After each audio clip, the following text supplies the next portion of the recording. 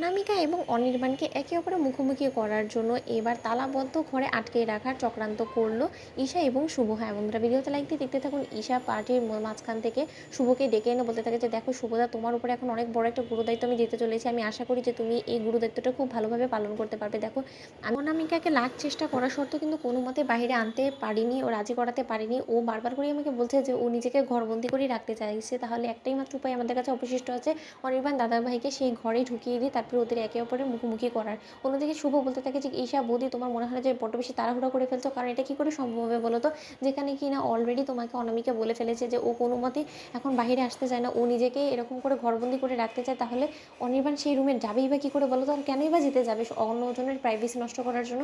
ঠিক সেই সময় ঈশা বলতে থাকে যে দেখো, এখন যদি রাই যখন নিজেকে ঘরবন্দি করে রাখার চেষ্টাই করছে, তাহলে যদি অনির্বাণ দাদাভাইকে আমরা কোনো একটা ছলে বলে কৌশলে ওই রুমে ঢোকাতে পারি এবং ওরা একে অপরকে যদি পূর্ব পরিচিত হয়ে থাকে, তাহলে ওরা একে অপরকে দেখা মাত্রই একে অপরের সকল ভুল বোঝাবুঝি মেটানোর চেষ্টা করবে এবং সেই সুযোগটাকে কাজে লাগিয়ে আমাদেরকে বাইরে থেকে ওদেরকে তালাবদ্ধ করে আটকে রাখতে হবে, যাতে কিনা ওদের কাছে কোনো রকম কোনো উপায় না থাকে কথা বলা ছাড়া।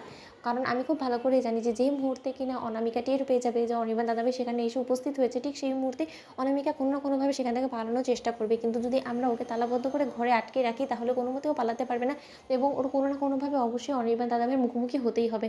তখনই না হয় আমাদের সকল এত দিনের যে আমরা ওদের উপরে সন্দেহ করছিলাম, সেই সন্দেহটাও দূর হয়ে যাবে। অন্যদিকে এই কথাটা যখন আড়াল থেকে নীলাঞ্জনা শুনে ফেলে, ঠিক সেই মুহূর্তে নীলাঞ্জনা হড়বড়ি করে সেখান থেকে পালাতে গিয়ে যখন অনির্বাণের উপরে হঠাৎ করে কোল্ড ড্রিঙ্কস ঢেলে দেয়, ঠিক সেই মুহূর্তে অনির্বাণ বলতে থাকে যে এটা কী করলেন আপনি, দেখে চলতে পারেন না না কি বলুন তো। ঠিক সেই সময় অনির্বাণ বলতে থাকে যে একটু আগেই তো আমি এখানে রাইকে দেখতে পেলাম, এর মাঝখানে ও হঠাৎ করে কোথায় গুম হয়ে গেল। ঠিক সেই সময় ঈশা বেরিয়ে বলতে থাকে যে আরে অনিদা, তোমার ব্লেজারের মধ্যে তো দেখছি দাগ ভরে গিয়েছে, আসলে ওয়েটাররাই বা কী করবে, যে মানুষ হয়েছে সেই মানুষের ভিড়ের মধ্যে এরকমটা একটু একটু হতেই পারে। তুমি এসব প্লিজ মাইন্ড করো না, তুমি যত শীঘ্রই সম্ভব প্লিজ তুমি এই ব্লেজারটা ওয়াশ করার একটা ব্যবস্থা করো, নয়তো বা তোমার এই ব্লেজার দাগ কোনোদিনও উঠবে না। ঠিক সেই সময় অনির্বাণ বলতে থাকে যে আমাকে একটা ওয়াশরুম দেখিয়ে দিবে, সেই ওয়াশরুমে গিয়ে না আমি এই জিনিসটা ওয়াশ করে ফেলে, তুমি এসব নিয়ে একদম টেনশন করো না ঈশা, তুমি বরঞ্চ পার্টি অ্যাটেন্ড করো, সকলে মিলে তোমাকে খোঁজাখুঁজি করছে, কিছুক্ষণ বাদে কেক কাটা হবে।